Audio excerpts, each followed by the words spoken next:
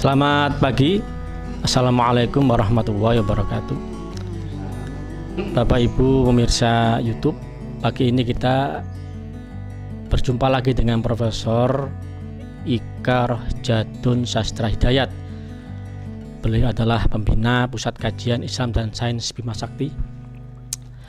Ya, ini menarik ini pagi ini diskusinya, karena saya masih punya pertanyaan yang belum terjawab ya pada pertemuan sebelumnya. Langsung saja Prof Ika. Jadi ini terkait dengan pernyataan Presiden Prancis ya, Emmanuel Macron beberapa waktu yang lalu, yang menyatakan bahwa agama Islam itu sedang krisis ya, di seluruh dunia. Beliau bilang begitu. Dan di Prancis sendiri tidak akan ada upaya dari pihak Prancis untuk merubah konsensus yang ada tentang pendidikan ya, tentang sosial ya. Artinya yang menjadi permasalahan bukan di situ menurut Presiden Macron ini, tapi yang menjadi permasalahan adalah kondisi umat Islam sendiri yang sedang krisis. Maka dia menawarkan solusi pada pernyataannya akan ditingkatkan bagaimana pengendalian atau kontrol terhadap pendidikan dan sosial di Prancis sehingga tidak kemasukan dari pengaruh-pengaruh yang negatif dari luar tentang Islam tadi. Ini bagaimana pendapat Prof Ika? Tapi mungkin sekalian aja Pak Budi yang ada di sini untuk menyampaikan pertanyaan ya. Silakan. Baik, terima kasih Pak Anton. Jadi ini Prof Ika. Kalau kita tadi Pak Anton melihat dari aspek negara-negara yang memang memunculkan isu itu ya. Kemudian saya ingin mendapat penjelasan tentang masyarakat kita, umat Islam itu sendiri, khususnya di Indonesia, yang sering kali saya boleh bilang terkaget-kaget ya dengan pernyataan-pernyataan atau isu-isu yang kemudian menanggapinya dengan emosional. Ini bagaimana menurut Prof Ika ini? Terima kasih. Assalamualaikum warahmatullahi wabarakatuh. Waalaikumsalam. Saudara Anton, Saudara Budi, dan kepada saudara-saudara saya di antah berantah yang sempat melihat YouTube ini nanti. Ini nampaknya dua insani ini penasaran dengan kondisi umat dan ingin melanjutkan pernyataan dari YouTube yang lalu ya. Itu saja tentang sikap kita dalam menghadapi dinamika sosial politik secara global, karena tidak bisa sekarang lokal karena begitu cepatnya ya. Apa yang disampaikan oleh Mas Anton tadi tentang, walaupun saya belum secara lengkap membaca isinya ya, mungkin Mas Anton sudah, tapi saya berdasarkan background saya sebagai seorang saintis yang harus tahan dan harus respon terhadap setiap stimulus yang masuk ke dalam diri kita, baik lewat pendengaran, penglihatan, ya, pengecap, lewat pancara indera itu harus direspon dengan analisis. Dan respon itu sebagai seorang saintis tidak boleh menggunakan analisis yang sifatnya negatif. Negatif itu artinya sudah dimulai memberikan muatan bahwa itu ya, bahwa itu menyerang saya, tidak ya, tidak. Itu sifat saintis di situ ya. Saintis, apalagi ini pernyataan dikeluarkan oleh seorang negarawan yang pasti dia punya data ya. Nah, itu kita anunya di situ, positive thinkingnya itu ya, yang dia punya data, sehingga dengan demikian harus ditangkapnya bukan sebagai sebuah serangan tapi sebagai autokritik. Iya, jadi sebuah kritik yang sifatnya membangun. Kan di dalam sains, apabila hasil-hasil penelitian ini masih ada kekurangan, mohon saran dan kritiknya. Itu selalu seperti itu. Ya selalu begitu, karena tidak ada di dunia ini yang sempurna. Ya, itu dulu harus ditangkap. Ini juga ke teman-teman Anda, kalau nanti mendakwakan Islam itu harus secara seorang ini sportif. Jadi nanti hubungannya dengan pertanyaan Pak Budi ya.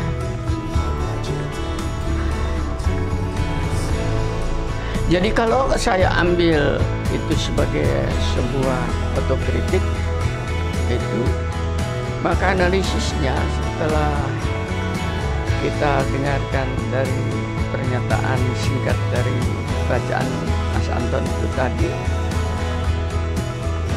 insya Allah ada benarnya itu. Iya, iya.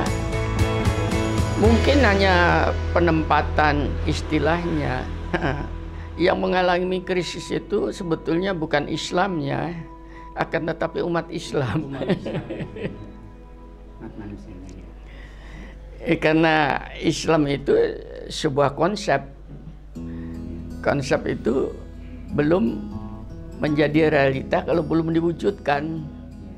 Iya, itu.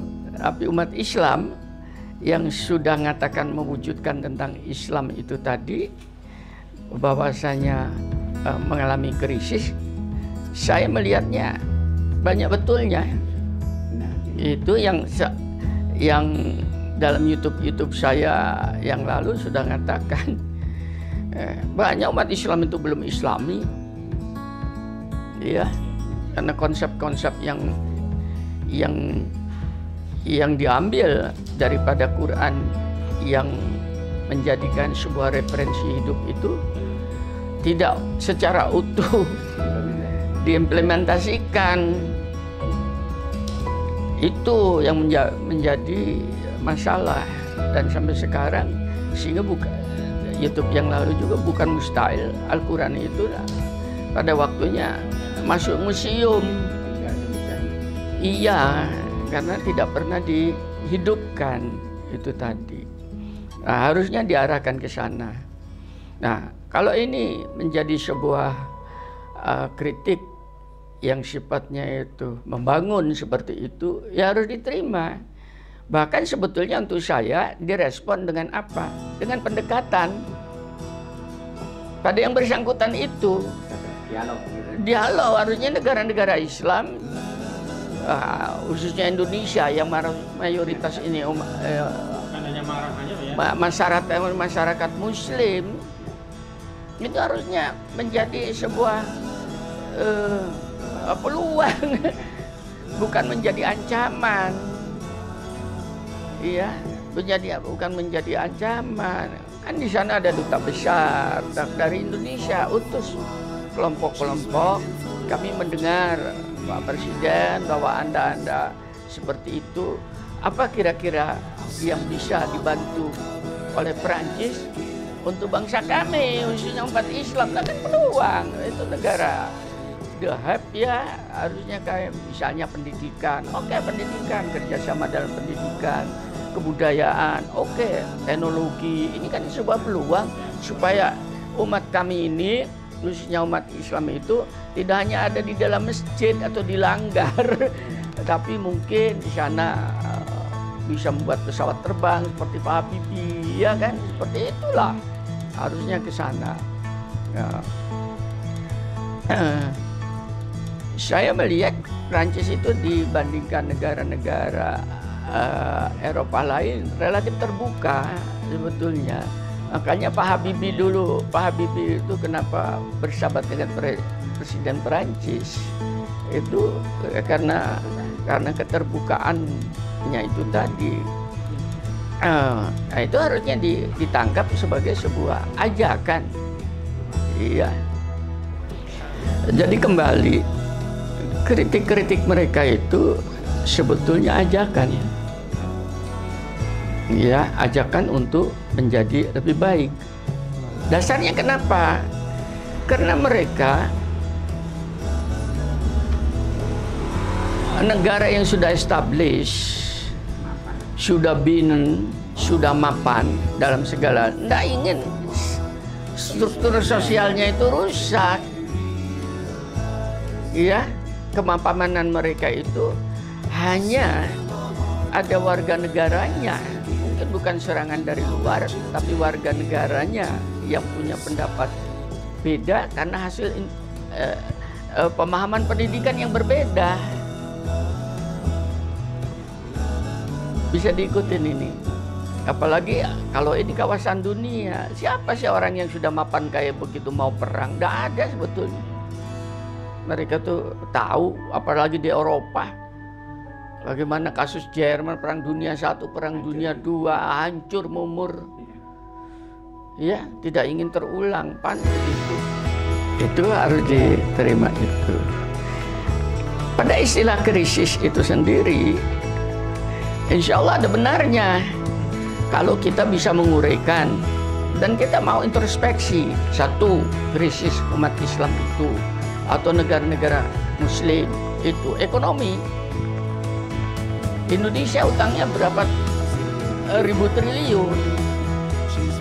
Saudi Arabia sedang krisis ekonomi yang dianggap kemudian kaya raya. Iya, itu. Anda melihat kayak demikian. Gitu. Apalagi negara-negara Muslim di Afrika jadi miskin-miskin itu. Ya, itu krisis dari ekonomi. Yang kedua, krisis pendidikan. Anda jangan membayangkan pendidikan di Indonesia itu tamatan kampus. Di Indonesia itu mungkin 80% ke 70% itu hanya tamatan SD. Mau diajak maju gimana? Apalagi di negara-negara Arab Timur Tengah. Iya, dengan sistem pemahaman tentang Islam yang keliru. Bahwa pendidikan ini menyebabkan orang berani dengan Tuhan dan sebagainya, kan banyak yang punya pemahaman yang kayak demikian. Mengurangi ketaatan. Nah, ini kan krisis. Dan negeri ini kan harus dibangun. Krisis yang lain mungkin tadi krisis pengetahuan politik global. Dikiranya zaman sekarang ini seperti zaman Nabi Muhammad. Tidak. Udah lain, dinamika sosial politik begitu berkembang, populasi manusia berteknologi berkembang, Masya Allah. Nah, ini kalau tidak diikutin terus akan terbelakang terus. Nah, sekarang pertanyaan lagi, lebih krisis lagi saya melihat saudara-saudara kita yang tamatan daripada Timur Tengah itu, belajar agama di Timur Tengah itu tadi, yang dipelajari itu kebanyakan satu, bahasa Arab, yang kedua atau sastra Arab, yang kedua ilmu hadis, yang ketiga mungkin Quran, tapi Quran itu secara tekstual, tidak konteksnya, tidak. Karena apa? Ada pemahaman di negara-negara itu kita tidak boleh melakukan sebuah analisis terhadap Al-Quran.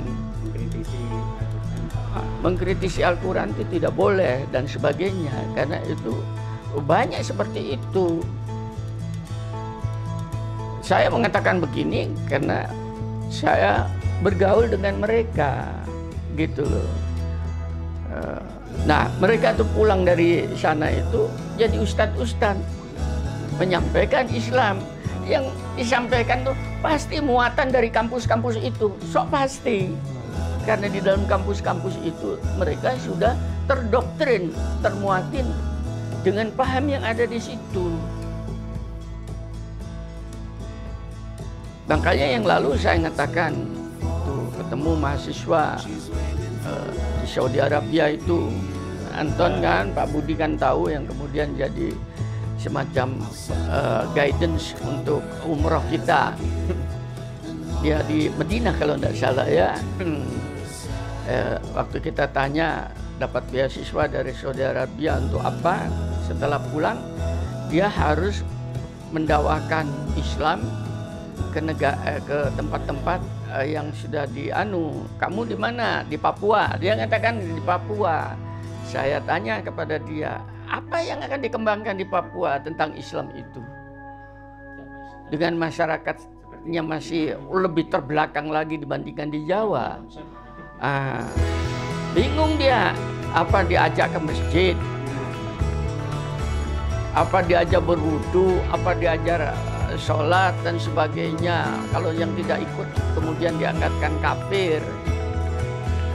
Ternak-ternak babi misalnya di sana menjadi komoditas itu kemudian diharamkan dan sebagainya, karena itu kontradiktif dengan konsep Islam. Kalau kayak demikian terjadi tubrukan nilai dengan masyarakat. Esensi dakwah Islam yang sesungguhnya tidak akan masuk ke dalam masyarakat itu. Satu, mengentas kemiskinan supaya mereka itu tidak miskin terbelakang. Caranya apa? Bertani. Yang kedua, supaya tidak kelaparan. Nah, untuk kayak begitu kan tidak bisa diajari di Saudi Arabia, di Mesir dan sebagainya. Tidak ada di kampus-kampus itu. Makanya saya ajak datang ke Brawijaya, saya ajarin ini nanti yang isi ini pada mereka itu yang mau jadi ustadz-ustadz yang mendawakan tentang Islam itu datang ke Bima Sakti. Saya ajari cara beternak, cara bertani, cara pertukangan, bagaimana tentang elektrik sehingga sumber daya air di sana itu bisa menjadi listrik dan sebagainya. Saya ajari. Kita punya kampus, kampus punya negara, itu dimanfaatkan. Ini loh maksudnya. Kalau kayak demikian ini, maka Islam itu menjadi rahmatan lil alamin. Itu loh maksudnya. Yang ini tidak diajarkan. Yang di bawah itu jenggot. Loh, iya, coba Anda buka itu tentang hadis-hadis itu. Hadis itu tentang keimanan, ketakwaan. Paham ya? Begitu keimanan, ketakwaan, begitu tidak bertauhid di dalam masyarakat terbelakang kayak demikian itu tadi, sudah kontraproduktif. Kan begitu. Nah, ini maksudnya harus cerdas. Dan ini tidak bisa ditimba dari kampus-kampus Timur Tengah. Ya, harusnya sudah lulus ke sana keterampilan di sini, sehingga pada saat masuk ke dalam masyarakat itu tadi suasana Islaminya yang kemudian bisa diadopsi oleh mereka, dirasakan oleh mereka, bukan suasana ritualnya, bahwa setelah mereka tidak kelaparan, mereka tidak kehujanan, mereka kemudian kan masih ada orang di Papua itu yang di atas pohon dan sebagainya. Coba datang ke pedalaman-pedalaman itu tadi, iya, yang masih berburu landak, berburu. Seandainya mereka itu kemudian dididik dengan pendidik keterampilan yang sesuai dengan masyarakat itu, dan itu mudah sebetulnya.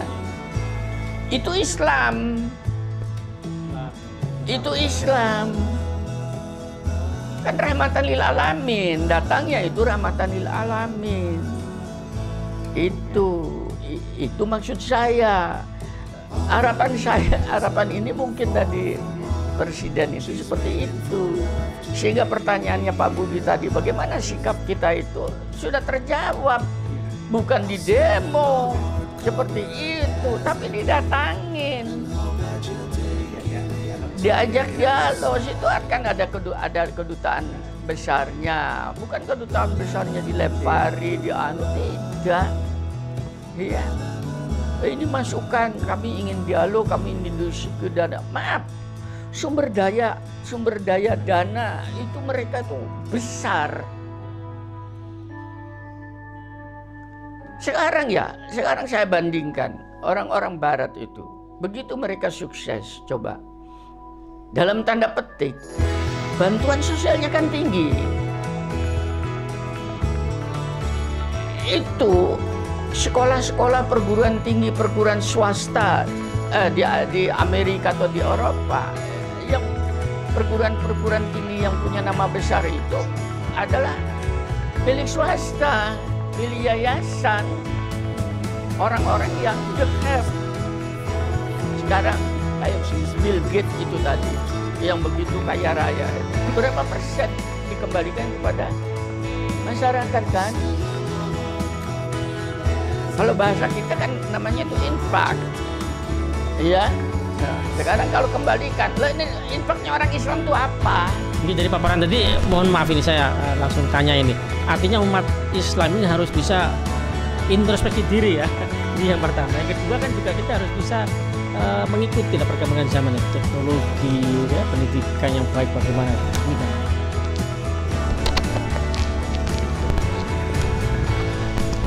Ya betul. Kesimpulan Mas Anton, memang kita harus introspeksi. Sekarang saya kembalikan kepada ustadz-ustadz yang katanya sudah keluaran tamat dari sana, ya, yang hebat-hebat. Introspeksi, apapun bentuknya, sehingga dengan introspeksi kekurangan saya di sini, saya perbaiki. Bagaimana caranya? Ya bukan apa-apa. Mereka itu dana besar. Ya, keinginan untuk menolong sesama juga besar. Nah, potensi ini kita manfaatkan dengan kerjasama, sehingga citra umat Islam itu ternyata umat Islam itu bukan orang yang membabi buta. Karena apa? Karena ajaran Islamnya itu rahmatan lil alamin. Dengan pendekatan kayak demikian, akhirnya kita bersentuhan dengan mereka. Apa yang akan mereka dapat bersentuhan? Kita tunjukkan bahwa yang dinamakan sholat oleh umat Islam itu tidak seperti yang mereka bayangkan. Ternyata pada sholatnya umat Islam, dia disiplin waktu. Dia tahu tentang kesehatan, kebersihan diri. Dengan melalui wudhu dan sebagainya. Dia bisa menghormati kesetaraan dan sebagainya. Dia bisa dipimpin. Lah mereka harus lihat. Nah, itu bagaimana kita bisa bersentuhan mendakwakan Islam kalau belum apa-apa membabi buta seperti itu. Semakin krisis. Iya, belum lagi yang lain. Kita meningkatkan pengetahuan. Kalau untuk saya terus terang saja,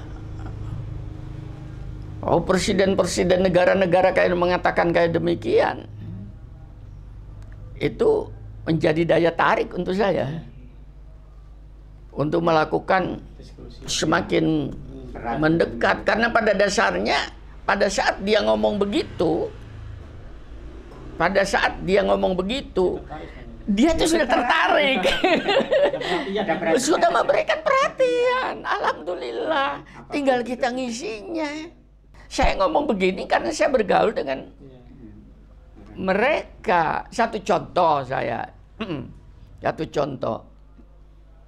Pada saat ada international party, ya, saya di Wageningen waktu itu studi itu. Kan berbagai macam bangsa. Supervisor saya tahu bahwa saya seorang Muslim, insya Allah sangat fundamental terhadap ajarannya. Salah satu diantaranya tidak alkohol dan tidak makan babi. Dia tahu tentang saya, sehingga pada saat ada minuman dihidangkan dan makanan dihidangkan, dia mendatangi saya.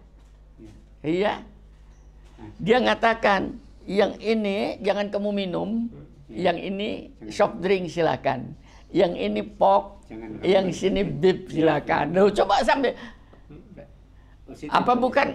Tetap saya bisa bergaul dengan mereka.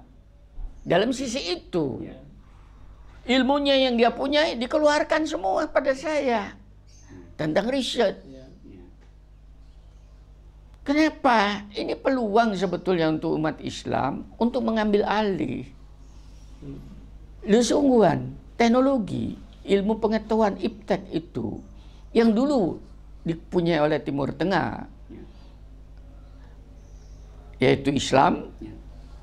Kemudian terjadi interaksi dengan Barat. Pada saat Islam itu jaya, Barat itu masih abad kegelapan. Belum ada Sungguhan. Nah, sehingga setelah mereka berinteraksi itu tadi itu tahu kenapa kejayaan Islam. Mereka ambil teknologinya itu, metode riset dan sebagainya. Mereka belum tahu pada saat itu. Mereka ambil. Dengan itulah kemudian menjadi kekayaan yang mereka maju berkembang. Ambil dalam tanda petik curi kan? Nah, sekarang ambil. Sekarang diingatkan Macron, krisis itu kan harusnya kita langsung tergugah untuk. Iya. Loh, ini saya beritahu saja. Saya ketemu, mudah-mudahan ini Pak siapa saya lupa itu namanya, sudah sekian puluh tahun yang lalu. Itu anak buahnya Pak Habibie dari pesawat terbang itu loh, PTN ya. Dia sekolahkan ke Perancis. Paham ya? Disuruh ngambil apa untuk S3-nya itu? Ambil S3-nya itu belajar tentang rudal antar benua. Antar benua, bukan antar kota. Kemudian karena dari negara ini tidak diperbolehkan, paham ya? Pak Habibie telepon ke presidennya langsung. Rekomendasi. Saya ngomong begini, saya ketemu orangnya.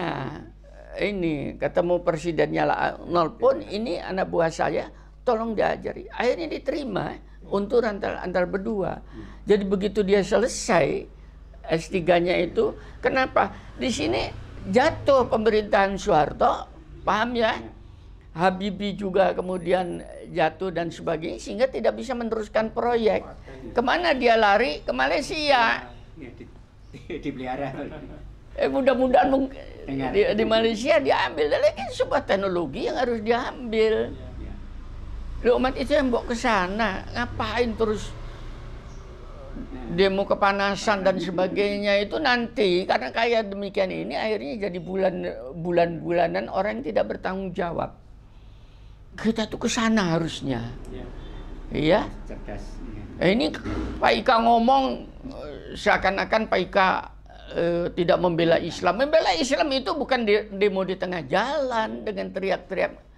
Membela Islam itu menghidupkan nilai value Islam di dalam Al-Quran supaya orang itu tahu baunya, tahu warnanya, tahu rasanya, paham ya? Tahu bentuknya, wujudnya itu. Makanya kajian Bima Sakti ini di dalam rangka itu sebetulnya. Kenapa saya ngomong hampir 20 tahun.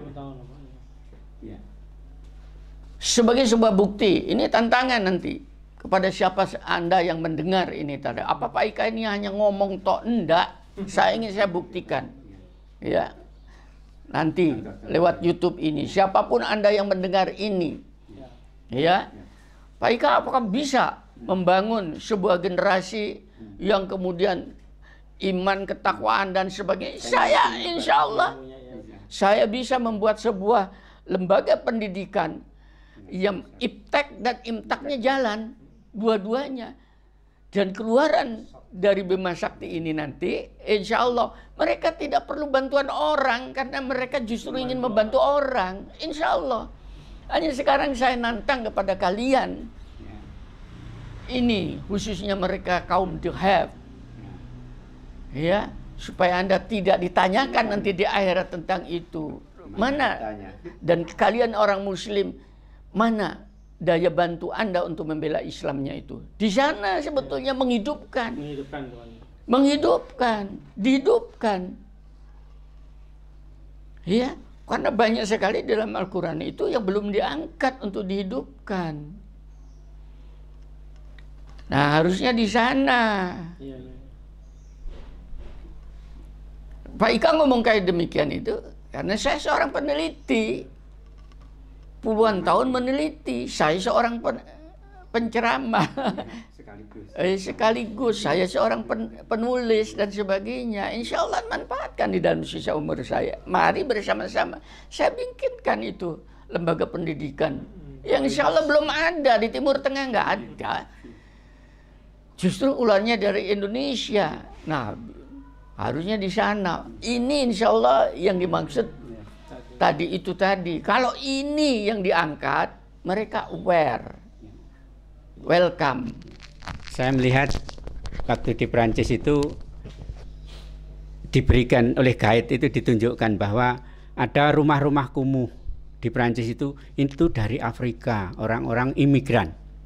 Apakah bukan yang seperti ini yang membuat Presiden Prancis itu sendiri mengungkapkan hal-hal yang seperti itu, menyebut krisis dan sebagainya? Saya melihat ada beberapa tahun yang lalu masih ada imigran dari negara-negara berkembang itu yang buat gubuk-gubuk di negara Prancis. Itu apa itu juga termasuk yang memicu mereka?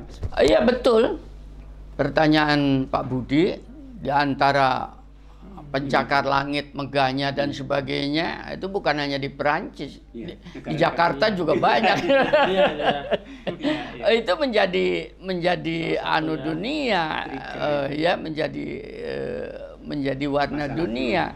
Dan apalagi tadi itu imigran-imigran dari negara-negara Muslim. Kenapa mereka jadi imigran? Karena di negaranya tidak aman. Negara Islam kok tidak aman? Ini kan aneh. Sejahtera. Yang kedua, kesejahteraan tidak ada. Negara Islam kok tidak kaya? Kan aneh. Kok miskin? Iya.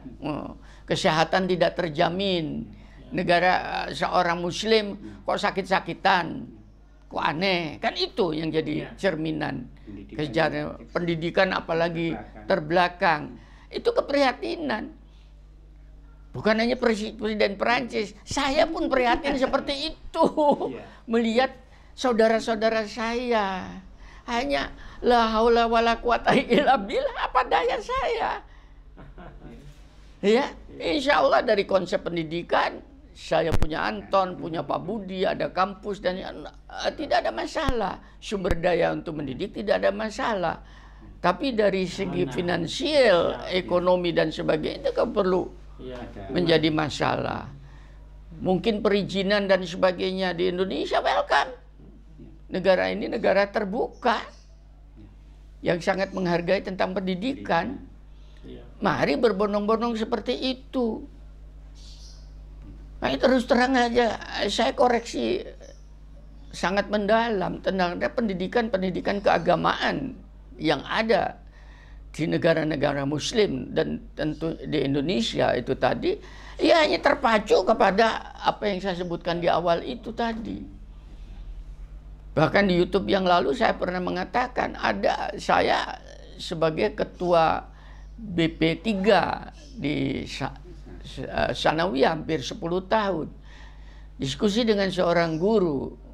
Guru itu mengatakan, gimana Prof. Ika ya, anak-anak kok tidak suka bahasa Arab? Coba bayang, anak-anak itu paling peka bahasa Arab. Padahal bahasa Arab itu kan bahasa surga. Nah, itu terucap dari ibu guru itu. Saya prihatin. Doktrin dari mana itu bahasa Arab itu bahasa surga? Dikiranya di surga itu Allah bicara dengan kita pakai bahasa Arab. Nah, ini kan sebuah pemahaman yang keliru. Ya seperti itu, doktrin-doktrin seperti itu. Banyak lagi itu. Yang dimana mushaf Quran itu, ya itu yang dalam bahasa Arab itu tidak boleh dipegang kalau tidak berwudu. Ini kan salah juga. Salah lagi. Ya saya tidak ingin setback ke sana ya. Tapi itulah pemahaman-pemahaman di dalam umat. Bagaimana dia bisa diajak maju. Akhirnya yang muncul dalam rasa frustrasi itu mudah digerakkan orang. Dan pada saat mencaci orang, pada dasarnya itu non-Islami. Sungguhan, salah. Apalagi kalau merusak. Gitu loh. Oke, mungkin itu ya. Baik, terima kasih Prof. Vika atas uraiannya. Walaupun tidak lama ya, tapi sudah cukup untuk mewakili jawaban yang tadi ditanyakan oleh saya dan Pak Budi dan juga oleh teman-teman yang lainnya di YouTube ini. Untuk yang mendatang kita akan teruskan dengan jawaban yang lebih mendalam dari Prof. Vika. Tapi jawaban tadi kita pelajari dulu, kemudian kita renungkan dan kita praktekkan. Intinya adalah bahwasanya bahwa kita tidak usah kemudian membabi buta dengan emosional menanggapi satu informasi ya, satu pernyataan seseorang. Tapi kita harus lebih banyak untuk introspeksi diri kita. Umat Islam ini bagaimana yang sekarang ini sedang kita lalui, sedang kita alami ini apa yang terjadi ya. Kemudian kalau kita kurang di dalam prestasi, maka kita tingkatkan dengan ilmu pengetahuan, dengan banyak belajar dan yang lain-lainnya. Yang pasti mengimplementasikan Al-Quran sebagai jawaban utamanya. Mungkin demikian Prof. Vika yang bisa saya simpulkan. Mohon maaf kalau masih ada kekurangan dalam kesimpulan tadi. Dan terima kasih kepada Bapak Ibu yang sudah memperhatikan YouTube Kajian Mas Sakti. Sampai jumpa dan saya akhiri. Assalamualaikum warahmatullahi wabarakatuh.